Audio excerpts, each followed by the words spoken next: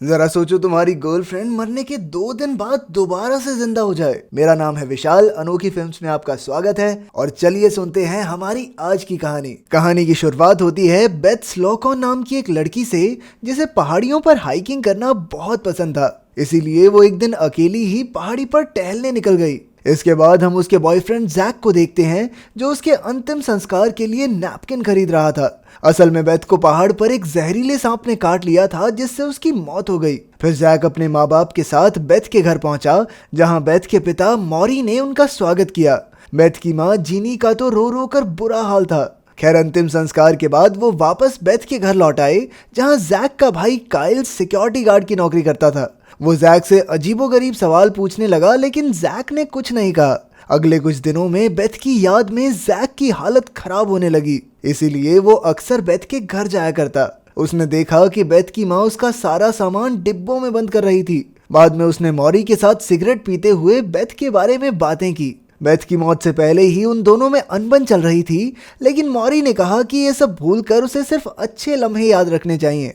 फिर जाने से पहले जीनी ने उसे जैक का स्कार्फ दिया। अगले दिन जैक फिर से उनके घर आया, लेकिन घर पर कोई नहीं था, तो वो वापस लौट गया। उसके परिवार वालों को लगने लगा कि जैक की दिमागी हालत बिगड़ रही है, इसलिए उसे डॉक्टर के पास जाना चाहिए। अगले दिन जैक फिर बेथ के माँ बाप से मिलने गया। उसे बाहर से गानों की आवाज आ रही थी, लेकिन किसी ने दरवाजा नहीं खोला। फिर उसने पीछे के दरवाजे से जाने की कोशिश की और तभी उसे घर में बेथ दिखाई दी।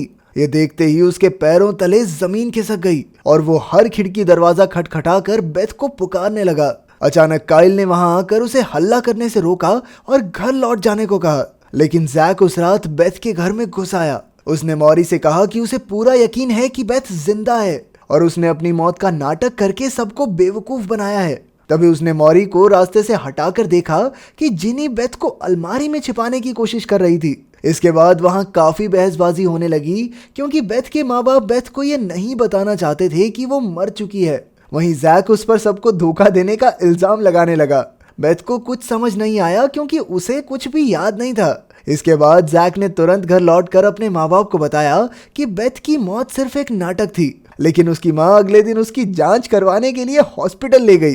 कुछ देर बाद जैक ने बेथ की कब्र पर जाकर देखा तो किसी ने पूरी कब्र खोदी हुई थी। अब उसने वापस जाकर मॉरी से सब सच बताने को कहा, तो मॉरी ने बताया कि बेथ मरी जरूर थी, लेकिन अब वो फिर से जिंदा होकर वापस लौट आई है और चाहे कुछ हो, वो अपनी बेटी को फिर से खोना नहीं चाहता। लेकिन जैक का अब भी यही मानना था कि बेथ ने खुद अपनी कब्र खोदी और अब ज़ॉम्बी होने का नाटक कर रही है।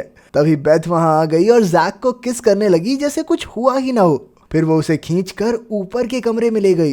जैक काफी डरा हुआ था, लेकिन बेथ ने कहा कि उसे समझ नहीं आ रहा कि आखिर सब उससे अजीब तरीके से क्यों पेश आ रहे हैं। उसे कुछ भी याद नहीं था और अब उसे सिर्फ स्कूल के टेस्ट की चिंता थी। आखिरकार जैक ने कुछ प्यार भरी बातें कहकर उसे शांत किया। इसके बाद दोनों ने बाहर जाने का फैसला किया, लेकिन बेथ के माँ बाप उसे दिन दहाड़े बाहर भेजने को राजी नहीं हुए।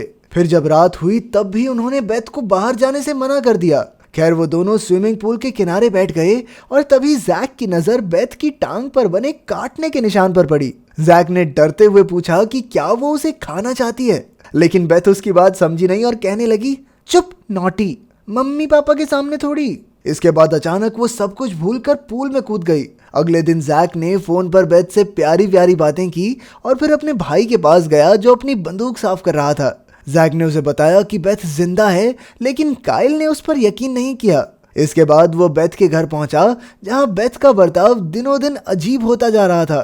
जैक ने कहा भी कि उन्हें बेथ को बता देना चाहिए कि वो मर के जिंदा हुई है, लेकिन मॉरी कहने लगा कि इससे तो वो और उदास हो जाएगी। उसने जैक से वादा लिया कि वो कभी बेथ को सच नहीं बताएगा। इसके बाद बेथ और जैक गाड़ी में हाइक के लिए निकल गए। गाड़ी में बेथ ने जैक को इधर उधर टच करना शुरू कर दिया, इसलिए वो दोनों एक पार्क में रुके और दिन दहाड़े ही रेत पर प्यार भरे लम्हे गुजारने लगे। पूरा दिन धूप में रहने की वजह से बेथ के चेहरे पर जलने का निशान बन गया था, इसलिए मॉरी ने उन्हें खूब डांटा और अब से बाहर जाने से मना कर दिया। जैक ने एक बार फिर उन्हें बेथ को सब सच बताने को कहा। तभी बेथ ने ये कहकर सबको डरा दिया कि वो सब जानती है, लेकिन वो तो बस अपने टेस्ट की बात कर रही थी। खैर, जैक गुस्सा होकर बाहर आ गया और मॉरी ने उससे कहा कि वो आज के बाद इस घर में कदम नहीं रखेगा। लेकिन रात में जैक चोरी छिपे उनके घर में घुस आया। वो बेथ को अपनी गाड़ी में बैठाकर बीच पर ले गया जहां उसने बेथ के लिए एक सरप्राइज प्लान किया था।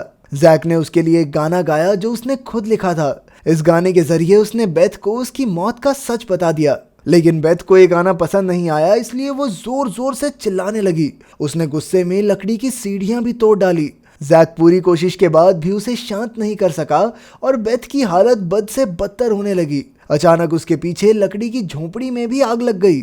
जैसे तैसे जैक ने बेथ को गाड़ी में बैठाया, लेकिन तभी बेथ ने एक ही मुक्के में शीशा तोड़ डाला। वो बार बार पूछ रही थी कि आखिर उसके साथ हुआ क्या था। आखिरकार जब रेडियो पर एक प्यारा सा गाना बजा तो वो थोड़ी शांत हुई। फिर जैक उसे घर ले आया और खिड़की के जरिए उसे अंदर पहुंचा दिया। वहां बेथ ने स्पीकर पर गाने चला दिए और अपने कपड़े उतारने लगी। जैक ने देखा कि उसके कमरे की दीवारें मिट्टी से भरी हुई थी। इसके बाद वो जैक के भी कपड़े उतारने लगी और उसे जमीन पर गिरा दिया, लेकिन जैक उसके अजीब बर्ताव से डरकर वहां से भाग निकला। कुछ देर बाद वो एक रेस्टोरेंट में था जब उसकी मुलाकात एरिका से हुई। फिर उन दोनों ने बैठकर खाना खाया और बेथ के बारे में बातचीत की। जैक ने कहा कि वो चाहता है कि काश बेथ कभी लौटी ही ना होती। आखिरकार उसने जैक को समझाया कि उसे सब कुछ भूलकर एक नई जिंदगी की शुरुआत करनी चाहिए। खाना खाने के बाद जैक अपनी गाड़ी में बैठकर निकलने लगा, लेकिन उसे पता ही नहीं चला कि कब सामने से बेथ आ गई और उनकी टक्कर हो गई। जैक ने तुरंत बाहर निकलकर देखा कि बेथ टायर के नीचे फंसी हुई थी। जैक ने तभी गाड़ी हटाई और बेथ तो ऐसे उठ खड़ी हुई मानो कुछ हुआ ही नहीं। क्या हो गया? टायर के नीचे तो रोज आती हूँ मैं। उसने गुर्राकर आसपास के लोगों को भी काफी डरा दिया। तभी एरिका रेस्टोरेंट से बाहर निकली और उसने जैक को आवाज लगाई, जिससे बेथ काफी गुस्से में आ गई। फिर जब एरिका ने बात करते हुए जैक को छुआ तो बेथ तो अचानक ही उस पर झपट पड़ी।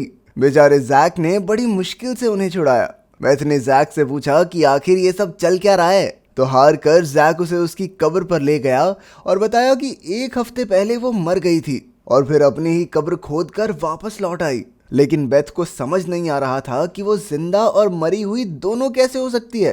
जैक ने कहा कि बेथ के माँ बाप के मुताबिक तो वो एक ज़ॉम्बी है। उसने कहा कि वो अब उसके साथ और नहीं रह सकता और ये सुनते ही बेथ आग बबूला हो गई और जैक को धक्का देकर उसकी गाड़ी चुरा कर भाग गई। रात को जब जैक अपने घर पहुंचा तो उसे गोलियों की आवाज सुनाई दी। उसने अंदर घुसकर देखा कि काइल उनके मरे हुए दादाजी पर बंदूक तान कर खड़ा था। कोई नहीं जानता था कि वो मरकर वापस कैसे लौट आए। काइल तो डर कर उन पर बंदूक चलाने ही वाला था, लेकिन उसके माँ बाप ने जैसे तैसे उसे शांत किया। इसके बाद घंटी बजी और 2 और मरे हुए लोग लौट आए। अब जैक कहने लगा कि उन्हें तुरंत यहाँ से जान बचाकर निकलना होगा और तभी काइल ने एक बुढ़े को गोली मार दी, लेकिन उसे क्या ही फर्क पड़ना था, वो तो पहले से मरा हुआ है। तभी बाहर पुलिस सायरन्स की आवाजें आने लगी और टीवी पर भी दिखाया जा रहा था कि बहुत सारे मरे हुए लोग जिंदा हो रहे हैं। उसी वक्त मौरी ने जैक को फोन करके बाहर बुलाया। फिर उसने जैक से कहा कि उनके वादा तोड़ने की वजह से ये सब हो रहा है, इसलिए उसे बेथ को कहना होगा कि वो मरी नहीं है। लेकिन जैक को पूरा यकीन था कि शहर के बाहर वो अजीब सी औरत जो रहती है वो ज़ॉम्बीज़ को ठीक कर सकती है। खैर जैसे ही वो बेथ के घर पहुंचे तो बेथ खिड़की से एक आदमी उठा लाई थी और वैशी ज़ॉम्बी की तरह उसे खाने लगी। अब उसकी हालत पहले से काफी खराब हो चुकी थी, लेकिन मौरी अब भी उसे सच बताने को राजी नहीं था। फिर जैक तुरंत उस औरत के पास जाने के लिए गाड़ी में बैठा, लेकिन बेथ भी जबरदस्ती गाड़ी में आ गई। जैक ने डरते हुए पूछा कि तुमने उस इंसान को क्यों खाया? इस पर बेथ कहने लगी कि ज़ॉम्बी तो इंसान को ही खाते हैं ना, सलगम थोड़ी खाते हैं। फिर उसने रेडियो पर गाने चलाए और शांत हो गई। जैसे ही वो शहर के बाहर पहुंचे तो जैक उसे गाड़ी में ही छोड़कर औरत से मिलने गया, लेकिन दरवाजा खटखटाने पर उस औरत के भतीजे ने बताया कि अब वो औरत यहाँ नहीं रहती। जैसे ही जैक गाड़ी की तरफ मुड़ा, अचानक वहां मौरी आ गया। उसने अपनी शॉटगन से जैक को बेहोश कर दिया और अपनी बेटी को घर वापस ले आया। अगली सुबह जब जैक की आंख खुली तो एक ज़ॉम्बी उसे घूर रहा था। वो तुरंत अपनी गाड़ी में बैठा और अपने घर लौट आया। वहां उसे कई सारी जली हुई लाशें दिखाई दी और उसे बार बार लग रहा था कि इनमें से कोई उसका माँ बाप या भाई भी हो सकता है। उसने तुरंत अपना सामान बांधा और बेथ को लेने उसके घर पहुंचा। उसने देखा कि मौरी की गाड़ी खून से सनी हुई थी और पूरे शहर का सामान टूट फूट गया था। उसने आवाज का पीछा करते हुए किचन में जाकर देखा कि बेथ जंजीरों से बंधी हुई थी और उसकी माँ जिनी उसे अपने हाथ का एक टुकड़ा खिला रही थी। उसने रोते हुए जैक को बताया कि बेथ मौरी को मारकर खा गई। जैक ने तुरंत उनके घाव पर पट्टी बांधी और फिर बेथ को शांत करने के लिए कहने लगा कि वो उससे बहुत प्यार करता है। फिर उसने बेथ को हाइक पर चलने को कहा। बेथ ने पूछा कि जैक को उससे डर नहीं लगता। इस पर जैक ने जवाब दिया, देखो बेबी, बस मुझे खाना मत, बाकी सब तो ठीक है। फिर जैसे ही वो घर से निकले तो काइल बेथ को गोली मारने को तैयार खड़ा था। जैक ने जैसे तैसे उसे रोककर जली हुई लाशों के बारे में पूछा तो पता चला कि उसके माँ बाप जिंदा हैं। जैक ने सुख की सांस लेकर काइल से कहा कि वो बेथ के साथ हाइक पर जा रहा है। जाने से पहले काइल ने उसे अपनी बंदूक देते हुए बेथ को गोली मारकर उसका दुख खत्म करने को कहा। उन्होंने प्लान किया कि सब कुछ खत्म होने के बाद वो मिस्टर लेविन के घर मिलेंगे। कुछ देर बाद जैक और बेथ हाइक करते हुए एक पहाड़ी पर पहुंचे और कुदरत के नज़ारे देखने लगे। अब समय आ चुका था, इसलिए जैक ने बेथ को अलविदा कहने की कोशिश की। उसने बंदूक निकालकर कहा कि वो हमेशा उसे चाहता रहेगा, और जैसे ही बेथ ने उसकी ओर देखा, जैक ने उसे गोली मार दी। उसी वक्त वो पहाड़ी से नीचे लुढ़क गई। थोड़ी देर बाद जैक मिस्टर लेविन के घर पहुंचा, जहां आखिरकार उसकी मुलाकात अपने माँ बाप से हुई। उसने सभी को यही बताया कि उसने बेथ को मार दिया। अचानक बिजली आ गई और टीवी पर खबर आई कि सब कुछ पहले जैसा हो गया है। कुछ दिन बाद जैक बेथ और मॉरी की कब्र पर फूल चढ़ाने गया। इसके बाद वो अपनी गाड़ी में बैठा और एरिका से डेट पर चलने के लिए पूछा। एरिका ने भी हाँ कह दी और दोनों मुस्कुराते हुए कब्रिस्तान से निकल गए। अगर वीडियो पसंद आई तो लाइक कर देना, चैनल को सब्सक्राइब कर देना। मिलते हैं अगली वीडियो में।